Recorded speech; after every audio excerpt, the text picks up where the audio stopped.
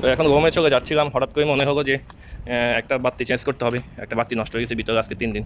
তো চিন্তা করলাম যে বাতিটা চেঞ্জ করে দিই। চেঞ্জ করবো ভাবে আজকে 3 দিন হয়ে গেছে, এখনও চেঞ্জ করা হয়নি। ওই যে উঠতেছে এগুলোর মধ্যে একটা নষ্ট হয়ে গেছে ভিতরে, তো এখন ওইটা গিয়ে চেঞ্জ করবো। না হলে যদি ম্যাডাম বা কেউ দেখে ফলে রাগ করবে যে আজকে 2-3 দিন হয়ে গেছে এখনও বাতি কেন চেঞ্জ করিনি।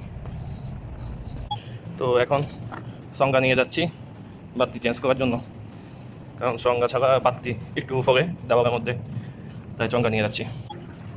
এই বাতিটা চেঞ্জ করতে হবে। এখানেও 2টা পেঁপে গাছ লাগাইছি আমি একটু আগে, কালকে হয়তো তাজা হয়ে যাবে।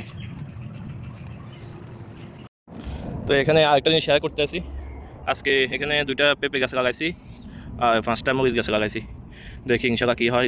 রিজিক তো আসমান থেকে আসে, কে কী রাখছে ইনশাল্লাহ পরবর্তীতে কী হয় আপডেটে জানাবো।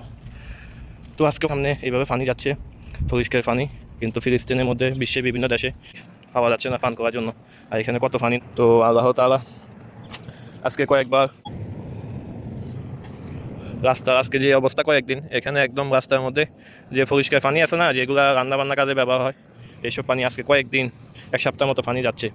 তো কয়েকবার কমপ্লেন দেওয়া হয়েছিল, লোক আসে নাই ঠিক করার জন্য।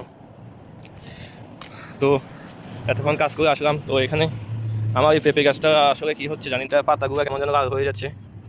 তো কেউ কি জানেন এটা কী সমস্যা, একটু জানাবেন কমেন্ট করে। আর এখানে গতকালকে যে আনারস গাছ লাগাইছি এগুলো এখানে। তো এই হয়েছে আর কি সবার জীবন। দেখেন এখন আবহাওয়া কেমন, একটু পরে মাগরিবে আজান দিবে, দেখছেন আবহাওয়া কেমন। এখন পুরা গা গেমে কী অবস্থা হয়েছে। আসলে এখানে রোদ নাই, তারপরে এত গরম, এখন গরমের সময় চলে আসছে আসলে, তাই এই জন্য এই অবস্থা। তো সবাই সুস্থ থাকবেন, ভালো থাকবেন, আমার জন্য দোয়া করবেন, আর একটা লাইক কমেন্ট করে যাবেন। আসসালামু আলাইকুম ওয়া রাহমাতুল্লাহি ওয়া বারাকাতুহু।